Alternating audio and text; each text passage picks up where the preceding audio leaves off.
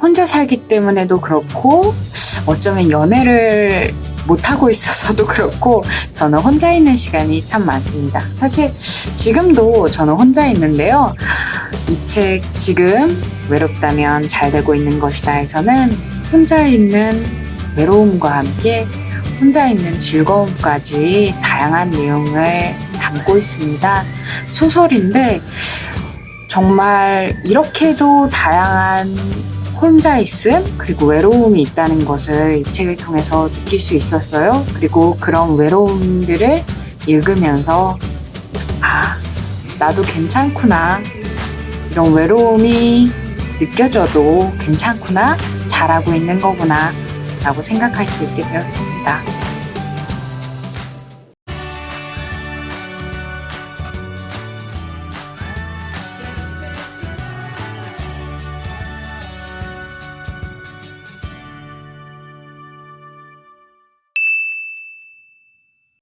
안녕하세요. 책 읽는 의사 다닥유현입니다. 오늘 느껴지실지 모르겠지만 지금 조금 많이 피곤합니다. 이번 달은 이제 야간 근무를 하다 보니까, 근데 야간 근무를 하면서도 조금 쉬어야 되는 시간에는 논문과 원고를, 논문을 쓰고 원고를 수정하고 이거를 반복을 하고 있어서 조금 약간은 멘탈이 나간 상태인데요. 그래도 유튜브는 계속 해야죠. 오늘 제가 읽어드릴 책은 지금 외롭다면 잘 되고 있는 것이다 라는 책입니다. 사실 이 책이랑 굉장히 비슷한 이름의 책이 있어요. 지금 외롭다면 잘 하고 있는 것이다인가? 그런 책이 있는데 한상복 작가의 지금 외롭다면 잘 되고 있는 것이다 라는 책입니다. 혹시 절판이 됐나요? 이거 확인을 미리 했었어야 되는데 제가 좋아하는 책들 중에서 절판이 된 게 상당히 많다는 거를 최근에 깨달아서 좋은 책들도 이렇게 결과적으로는 절판이 되는구나, 조금 속상하더라고요. 이 책은 앞에 소개에서 말씀드린 것처럼 정말 다양한 남녀노소의 외로움을 이야기합니다. 근데 그 외로움을 이야기하면서 두 가지 혼자 있는 고통을 표현하는 말인 loneliness, 그리고 혼자 있는 즐거움을 표현하는 말인 solitude. loneliness에서 solitude로 가는 길에 대한 책이라고 생각이 돼요. 제가 이 책을 처음 읽었던 것은 블로그를 처음 시작하게 될 때였습니다. 그 당시에 이 책을 읽고서 기록을 너무 하고 싶었거든요. 물론 실제로 이제 블로그를 시작하게 되는 조금 더 큰 동기부여는 서평단에 당첨되고 싶다는 물욕이 조금 더 강하긴 했지만, 그래도 이 책이 저에게 책을 읽고 또 책에 대한 책을 쓰고 싶어서 그에 대해서 하나씩 기록을 하게 만들어준 책이기도 합니다. 그래서 이 책을 다 읽어드릴 건 아니고요. 앞쪽에 나와 있는 말씀드린 다양한 외로움에 대해서, 다양한 혼자 있는 고통에 대해서, 이해받지 못하는 고통에 대해서 조금 읽어드리겠습니다. 왜냐하면은 그게 해소되어가는 과정도 참 도움이 됐지만, 외롭다는 게 나만이 아니구나, 외롭다고 느껴지는 거, 이 세상에 나 혼자밖에 없는 게 아닐까, 이런 느낌을 느끼는 게 나 혼자밖에 없는 거 아닐까 라고 생각하게 되는 걸 이 책을 읽으면서 좀 많이 벗어나게 됐던 것 같아요. 졸려요. 졸려. 어쨌든 책 읽어드리겠습니다. 읽다가 졸지는 않겠죠? 직장인 생활 7년차 이도균 과장의 신조. 일단 바빠야 유리하다. 회의가 끝나자 불이 나게 일찍 로비로 뛰어내려갔다. 접견실에서 손님을 만나고 올라와 자료를 정리해서 팀장에게 넘겼다. 팀장이 회의 결과를 보고받은 뒤 말했다. 이 과장 바쁜 것 같은데 이 일은 후배에게 한번 시켜보는 게 어떨까? 그는 속으로는 반기면서도 정색을 하고 대답했다. 아니요, 괜찮습니다. 충분히 할 수 있어요. 상사들은 바쁘게 움직이는 사람을 선호한다. 바쁜 모습을 의욕적으로 열심히 일하는 것으로 받아들이기 때문이다. 게다가 바쁘게 일을 하다가 보면 어쩐지 중요한 사람처럼 인식되기도 한다. 본인 스스로도 뿌듯하다. 대단히 많은 것을 해낸 듯한 느낌이다. 이 과장뿐만이 아니다. 대다수의 직장인에게 바쁜 것은 미덕이자 긍지이며 능력의 척도가 되어버렸다. 바쁘시죠? 하고 묻는 것이 상대를 치켜세우는 인사로 통한다. 바쁨의 확인으로 인사를 하는 나라는 지구상의 대한민국이 최초이다. 퇴근 시간 도규는 마지막까지 바삐 움직이다가 저녁 약속 장소로 향했다. 사내 비공식 모임이다. 간단히 저녁을 먹는 자리이므로 9시 전에는 끝날 것이다. 그 후에는 고등학교 동창 모임, 시내 중심가에서 일하는 동창들 위주의 소모임이다. 늦게라도 가서 얼굴을 비춰야만 한다. 다른 대기업이나 금융권에 있는 친구들과 두루 친하게 지내는 것이 중요하다는 판단에서다. 많은 사람들 사이에서 웃고 떠들다가 밤이 깊었다. 또 하루가 지난 것이다. 친근한 대화 속에서 웃고는 있지만 왠지 허전하다. 매일 이렇게 바쁘게 사는데 알맹이는 하나도 없는 것 같다. 그는 그런 생각을 애써 지워버렸다. 몇몇 동창들과 여러 가지 이유를 들어 다음 주에 저녁 약속을 잡았다. 은행 본점의 주요 부서에 있거나 심사역으로 일하는 친구들이었다. 모임에 나오기를 잘한 것 같았다. 하지만 그것도 잠시뿐이었다. 집에 도착해 불을 켜자 매일 만나는 그 익숙한 감정이 달려들었다. 하루 종일 혼자 지낸 애완견이 주인에게 와락 안기듯이 하지만 애완견과 다르다. 애완견은 반갑지만 이 감정은 낯설고 두렵다.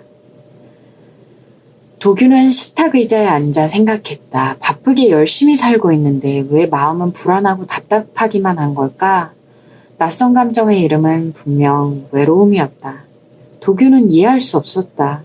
이렇게 정신없이 바쁘게 살고 있는데 어떻게 외로울 수가 있는 것인지.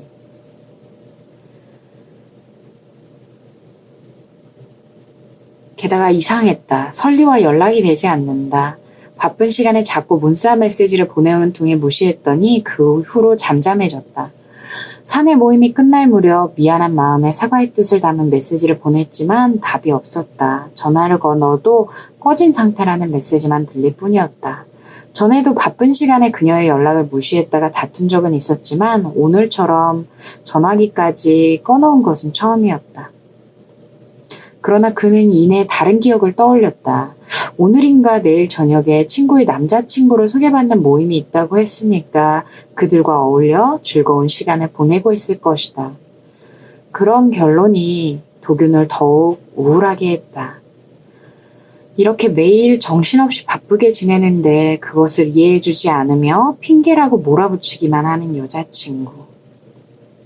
가방에서 스케줄 수첩을 꺼내 만년필로 바쁘다 써내려갔다. 며칠 전 참석했던 마케팅팀 프레젠테이션에서 우연히 눈에 들어왔던 그 문구를 그 밑에 나란히 썼다. 현대인을 대표하는 특성, 바쁠 망. 마음이 사라지고 없다는 뜻이다. 마음을 잃다, 마음의 죽음. 사람들에게 존재 가치를 인정받고 싶었는지도 모르겠다. 바쁘고 중요한 사람으로.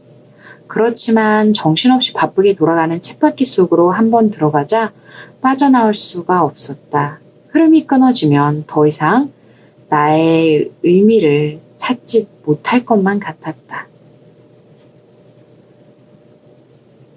대체 왜 혼자 있는 게 두려운 걸까? 사과는 남들에게만 하는 것이 아니었다. 스스로에게 미안하다는 생각이 처음으로 들었다. 그는 결여된 자기 존재감을 보상받으려다가 정작 자기를 위한 시간은 남겨놓지 않은 채 스스로를 방기해 놓고 있었던 것이다. 혼자서 잘 지내려 보겠다는 생각을 해본 적이 없었다.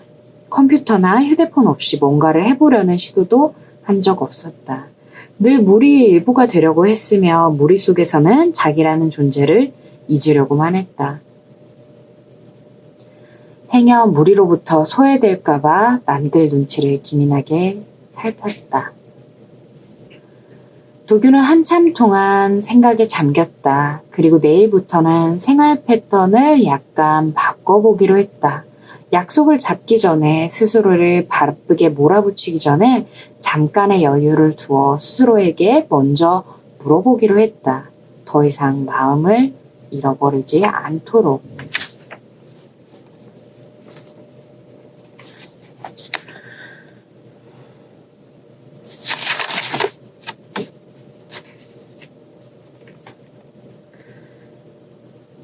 인간이 가장 두려워하는 것이 무엇일까? 나는 외로움이라고 단언한다.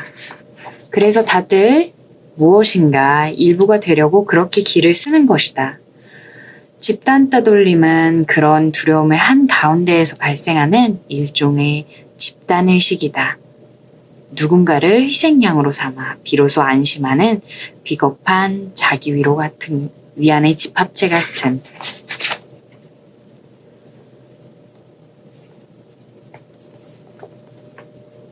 어느 날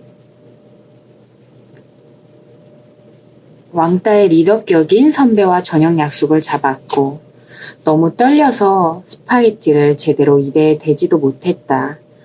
눈치만 보다가 준비한 선물을 내밀었다. 조공을 바치더라도 무리에 다시 끼고 싶었다. 외톨이 신세에서 벗어날 수만 있다면 어떤 일이라도 할 각오가 되어 있었다. 선배가 포장을 뜯고 선물을 보더니 깔깔대며 웃었다. 그 까마귀 같은 웃음소리가 지금까지도 귓가에 생생하다.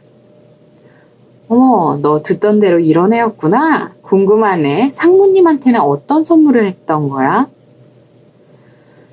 지금까지 살면서 내가 가장 멋진 선택을 했던 순간 1초도 걸리지 않았다.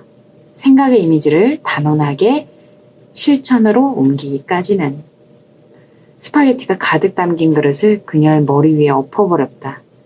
구석 테이블에서 몰래 지켜보던 설리가 눈이 왕바롱이 되어서 벌떡 일어나는 게 보였다. 설리가 꼽은 이정은 일생일대 명장면 베스트 1은 그렇게 탄생했다.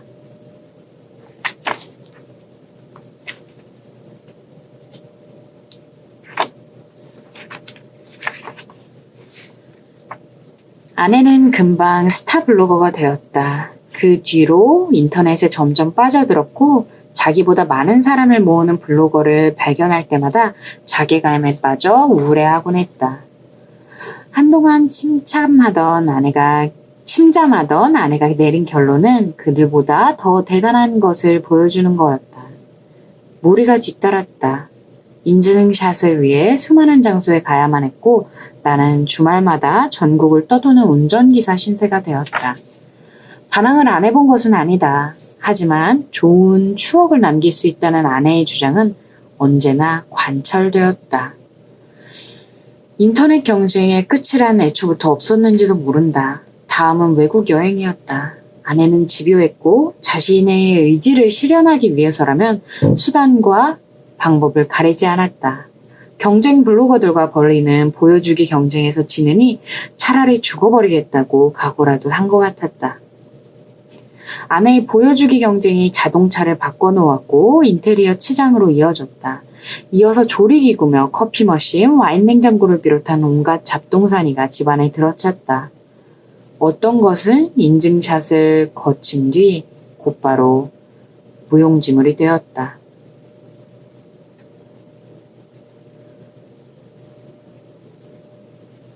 어느 날 아내의 블로그에 들어갔다가 충격을 받았다. 블로그 속의 아내는 나의 아내가 아니었다. 그 속에 묘사된 나 역시 내가 아니었고 우리 집도 그랬다. 대부분의 사진은 카메라의 교묘한 각도와 뽀샵질로 인해 실제와 달라도 크게 달랐다. 아내의 글에선 전혀 다른 해석 또는 창작이라고밖에 표현할 수 없는 것이 많이 발견되었다. 심리 전문가의 상담을 받은 뒤에야 아내를 이해할 수 있었다. 아내는 외로웠던 것이다. 가장 가깝다고 믿었던 사람에게 거부당했으므로. 집안에서 홀로 남겨진 채 감당해야 할 수많은 일들, 때로는 이해할 수 없고 서럽기까지 했던 어른들과의 소통, 그런 수많은 일상의 조각들을 함께 나누고 싶었지만 그럴 수 없었기 때문에. 아내는 외롭지 않으려고 보여주는 삶을 선택했지만 남들의 인정을 받으면서도 외로움에서 탈출하지는 못했다. 아내가 왜 그러는지 진지하게 생각해 본 적이 없었다. 외로움에 몰린 아내를 더한 절망으로 몰아넣었다. 그렇게 인터넷이 좋으면 그 속에서 들어가 살라고.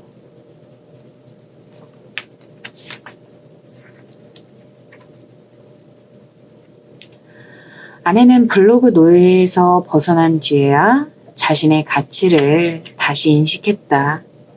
도예를 배우면서 작은 성취감을 발견했다.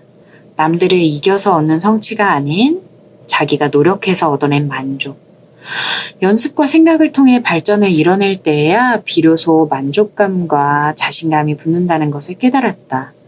얼마 전에는 이런 말을 했다. 생각해보니까 말이지, 자신감이란 자기가 완벽하지 않다는 사실을 인정함으로써 생기는 게 아닌가 해. 그러니까 자신감은 곧 어디에도 치우치지 않는 삶의 균형일지도 몰라. 그런데 난 그동안 너무 자신감이 없었나 봐. 힘들게 해서 미안해. 나도 아내의 깨달음에서 배웠다. 우리 모두 인생이 뭔지 이제 겨우 감을 잡은 것 같았다. 하지만 그걸 깨달은 게 너무 늦어버린 것은 아닌지. 왜 우리의 삶은 소중한 것을 알아차리는 순간 꼭 그것을 잃어버리게 되어 있는 것인지.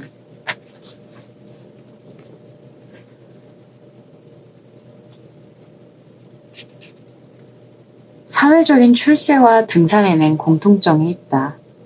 오른다는 것이다. 사람들은 목표를 바라보면서 그곳에 오르기만 하면 꿈이 완성될 거라고 생각한다. 밑에서 꿈꾸는 정상이란 행복과 유의어 또는 동의어일 가능성이 높다. 그래서 높은 곳에 서면 행복을 누릴 거라고 믿는다. 하지만 사람들은 사회적 출세와 등산의 두 번째 공통점을 흔히 간과한다. 그것은 곧 내려가야 한다는 것이다. 경험 많은 사람들은 조언을 한다. 기대했던 대단한 것은 정상에 없으며 등정의 기쁨을 제대로 누릴 여유도 없이 내려와야 한다고 말이다. 물론 아래찍 오르지도 못한 사람들에겐 이런 조언이 기쁘게 들릴 턱이 없다. 나는 세 번째 공통점도 있다고 생각한다. 높이 오를수록 더한 외로움을 만나게 된다는 것이다. 높은 자리는 사람들을 멀어지게 한다. 외로움을 수시로 발견하게 된다. 점심시간이 되었는데 식사를 하자는 사람이 없을 때, 약속이 취소되어 나가보니 직원들은 벌써 나가고 혼자만 남겨졌을 때, 후배들을 위한 진심이 그들로부터 튕겨져 나왔을 때, 어려운 결정을 위한 고민을 거듭하다가 문득 창밖을 내려다볼 때, 수많은 사람들 속에 있지만 완전히 혼자일 수밖에 없는 때가 많다. 결단과 책임은 누군가와 나눌 수 없기 때문이다.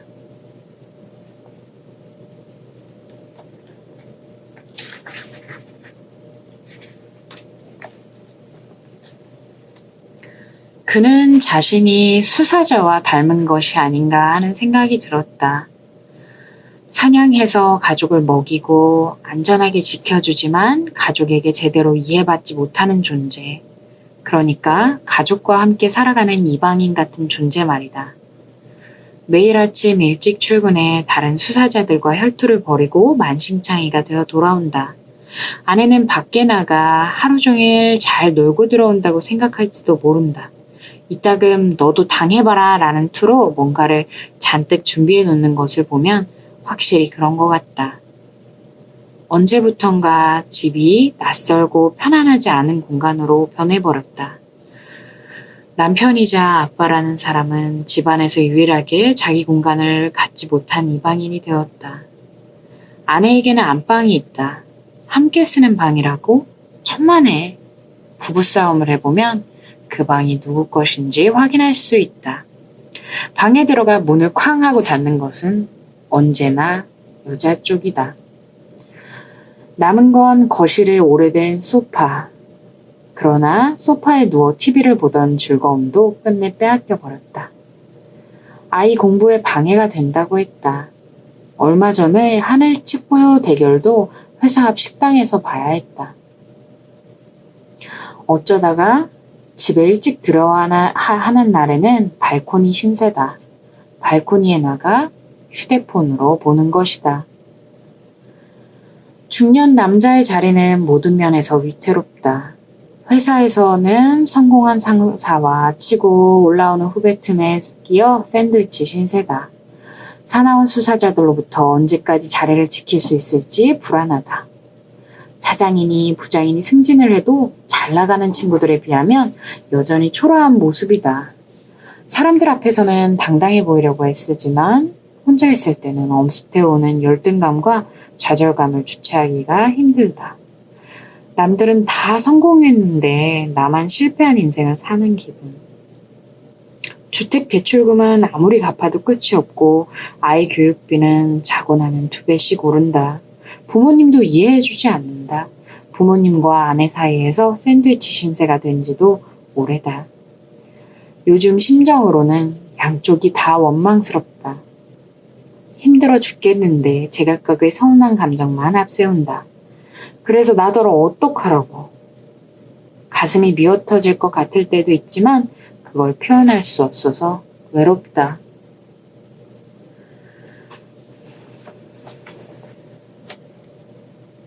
그날은 아이를 학교에 태워다 주고 돌아와서 차 안에 멍하니 앉아 있었다. 쉼없이 돌아가던 기계에서 나사 하나가 빠진 듯한 기분이 들었다. 내가 뭘 하고 있는 것인지 알 수가 없었다. 직장에 남은 동기들은 승승장구하는데 난 매일 차를 타고 동네나 빙빙 돌고 있다. 분주하게 움직이는데 맨날 그 자리다. 결혼하기 전에는 유부녀 친구들을 만나는 게 불편했다. 결혼한 친구들이 나오는 자리는 되도록 피했다. 하나같이 자기 얘기는 없고 남편 이야기에 아이 자랑이 전부였다.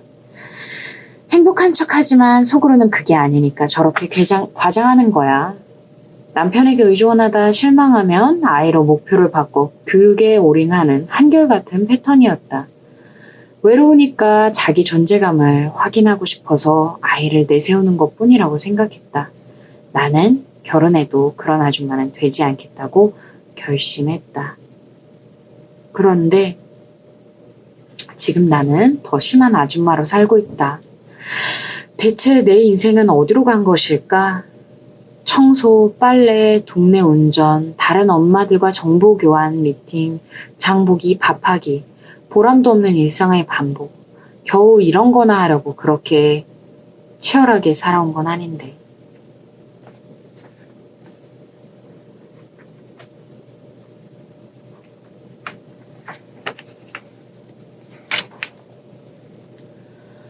얼마 전까지만 해도 모든 것이 분명해야 한다고 생각했다. 옳거나 그르거나 둘 중 하나였다. 중간이란 있을 수 없었다. 이도저도 아닌 애매한 건 기성세대의 자기 합리화밖에 없다고 믿었다. 옳지 않은 것과 타협을 일삼으면서도 말로는 그럴듯한 논리를 내세우는 그들의 위선에 분노를 참기 힘들 때가 많았다. 그런데 어느 틈에 모든 것이 뒤죽박죽 되어버렸다. 지금 하는 일이 옳은 것인지조차 불분명해졌다. 부장의 지시에 따라 취재를 했다지만 박 교수의 엉터리 주장을 그럴듯한 기사로 만들어낸 건 어디까지나 그녀 자신의 의지였다. 설리는 신문사에 입사할 때 남다른 기자가 되겠다는 포부를 품었다. 세상의 중심에 서서 좀 더 나은 세상을 만드는데 앞장서고 싶었다. 그러나 6년이 흐른 지금은 지금의 그녀는 평범한 것만도 못한 초라한 기자가 되어 있었다. 어쩌면 나도 엉터리였던 것이 아닐까? 생각해보니까 미친 듯이 좋아해서 빠져들었던 일이란 게 없었다. 무엇이든 목적을 위한 수단에 지나지 않았다. 또는 지는 것이 싫어서. 공부도 일도 그랬다. 어느 신문 논설위원회 칼럼에서 읽었던 내용이다. 사랑을 하려 하지만 사랑을 하지 못하는 사람들의 공통점은 2개의 자를 가진 것이라고 한다. 첫 번째는 강철로 만든 자다. 그것으로 상대를 잰다. 가차 없다. 2번째 자는 고무줄로 만든 자다. 그것으로 자신을 잰다. 재량껏. 우리가 사랑하면서도 외로움에 절절매는 것은 상대에게 엄격하며 스스로에게는 한없이 관대한 이중 잣대를 적용하기 때문이라는 것이다. 나의 잘못은 어떤 것이든 용서받을 만하며 용서받지 못하면 사랑이 아니라고 주장한다. 반면 상대의 허물은 용서하고 싶은데 마음처럼 되지 않는다. 용서가 안 되니까 괴롭고 배신감은 주체하지 못해 외롭다. 분노의 파랄은 과거의 일 때문에 일어난다. 나머지 이할 역시 지금의 것만은 아니다. 현재의 무엇인가가 과거의 아픈 상처를 헤집어 놓았기 때문이다. 하지만 중요한 점은 그것이 본질적으로는 지나간 일이라는 것이다. 이제는 어쩔 수 없는. 회사 로비로 들어서다가 밑도 끝도 없이 깨달았다. 얼마 전 강변을 걷다가 느꼈던 감정의 실체. 그것은 그녀를 그림자처럼 따라다니던 두려움의 본 모습이었다. 혐오했던 대상을 자꾸만 닮아가고 있다는 공포. 1살, 2살 나이를 먹고 결혼해서 아이라는 볼모까지 생기고 나면 결국에는 무기력해지고 타협하고 끝내는 초라해질까봐, 그렇게 되면 아무런 희망도 남지 않을까봐, 자존심이 무너져 내릴까봐 무서웠다. 자존심은 그녀의 삶을 지탱해온 마지막 보루였다. 하지만 그녀는 자존심을 더 이상 지켜내기 어려울 거라는 예감에 흔들리고 있었다. 박 교수 사건이 그 점을 확실하게 깨닫게 해주었다. 마음은 어차피 남에게 보이지 않으니까 신경 쓸 필요가 없는 것일까? 하지만 마음을 방치할수록 자신의 가치와 존엄은 훼손당할 수밖에 없는데, 그러다 결국엔 스스로를 내팽개치게 된다. 잘 나가는 남들만 보면서. 그래서 더욱 외로워지고 두려움에 시달리게 된다. 스스로 기대하는 자신과 실제 자기의 차이가 가늠할 수 없을 정도로 벌어져 있지만 그것을 도저히 인정할 수 없어서 열심히 뒤쫓는 과정에서 일어난 심리적 갈등과 고통. 내게도 그런 경험이 있다. 일종의 마이너스 시기였다. 남들은 다 앞서가는데 나만 뒤처진 듯한 느낌. 혼자만 바보가 된 것 같아 자괴감에 빠져 스스로를 원망하고 마침내 누군가에게 분풀이를 하고 났을 때 더욱 깊이 파고드는 좌절감. 그러나 방황 후에 깨달았다. 남들은 다 라는 판단은 사실에 근거한 게 아니었다. 정말로 그렇지는 않다는 걸 알면서도 그렇게 믿고 싶어서 자꾸 남들은 다로 말을 시작하는 거다. 일종의 우격자짐이다. 인정하기 싫어서 그랬다. 친구가 더 낫다는 것을. 그래서 남들은 다라는 말로 친구의 우월함을 덮어버리려고 했다. 남들은 다 그러니까 너도 그중 하나일 뿐이라고 폄하하고 싶어서였다. 또한 친구에게 진 것이 아니라 그냥 사람들에게 졌다고 믿고 싶었다. 하지만 남들은 다라는 말에 절망을 불러오는 마력이 있다는 것을 알았다. 나를 제외한 세상 모두를 하나로 묶고 그 반대편에 나를 놓는 것이다. 결국에는 나 하나만 소외시켜 세상을 외톨이로 만들어버린다. 나를 패배자로 몰아붙여 열등 요인과 자학 방법을 찾게 만든다. 그래서 남들은 다를 한 번 말할 때마다 한 걸음씩 궁지로 몰리는 것이다. 또한 그 말은 곁에 있는 사람들을 질리게 만든다. 남들은 다의 책임과 비난을 그에게로 돌리기 때문이다. 그래서 견디지 못한 그가 떠나고 나면 외로움 속에 홀로 남겨진다. 나는 한참 힘들던 시기에 차라리 더 힘든 길을 선택했던 게 천만다행이었다고 생각한다. 아는 사람이 아무도 없던 곳으로 혼자 떠났고 그곳에서 한층 깊은 외로움에 빠져들었다. 그 후에야 깨달았다. 외로움 속으로 정말 깊숙이 들어가면 그곳에서는 남들은 다라고 할 만한 남들마저 없다는 것. 외로움이 사람을 성숙시킨다는 말은 내가 겪어보니 진실이었다.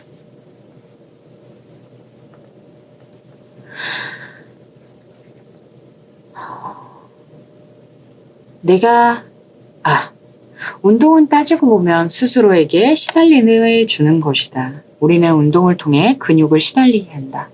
시달림을 통해 단련이 이루어지고 부단한 단련으로 능력을 키워 한계를 상향 조정한다.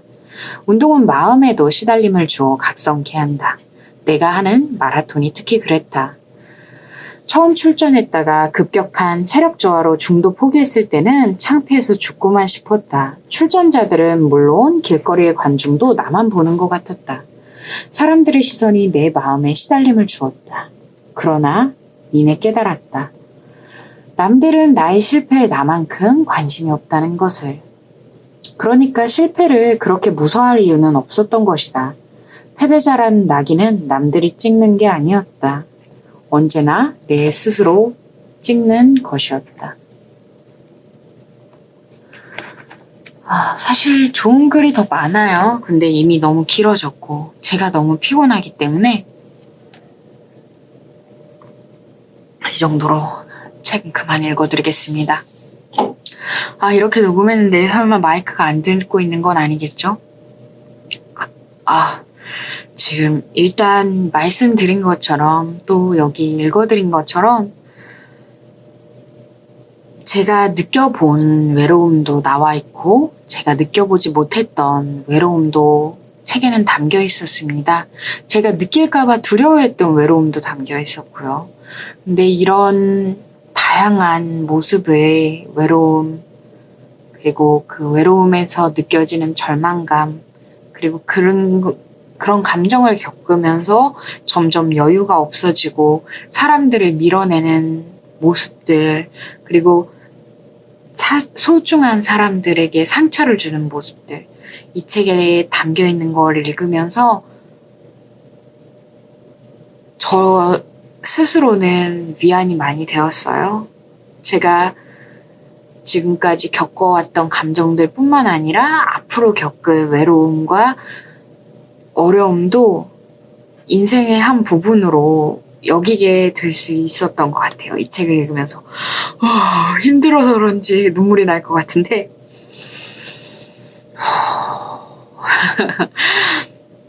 사실 결과적으로 이게 굉장히 뉘앙스의 차이인데 남들이 다 겪는다라는 부분이 짜증을 나게 만들 수가 있고 또 위로가 되게 만들 수가 있는 것 같아요. 제가 그 에이즈 환자, 정말 에이즈 말기 환자의 그 혈액 검사를 했던 바늘에 찔렸을 때 그때 사실 찔리고 나서보다도 찔리고 3개월이 지나서 혈액 검사를 하러 갔을 때 그때 결과를 듣기까지 정말 많이 힘들었어요. 이 감정을 겪어보는 게 정말 두렵고 내 삶이 한순간에 변할 수 있다는 것이 정말 많이 무서웠습니다. 근데 그럴 때 두 가지 반응이 있었어요. 본인이 같은 경험을 했었고 괜찮다라고 얘기해주는 사람, 자기가 겪을 때도 이런 느낌을 맛봤었다, 이런 힘듦이 있었다라는 얘기해주는 사람이랑 또 하나 같은 내용이에요.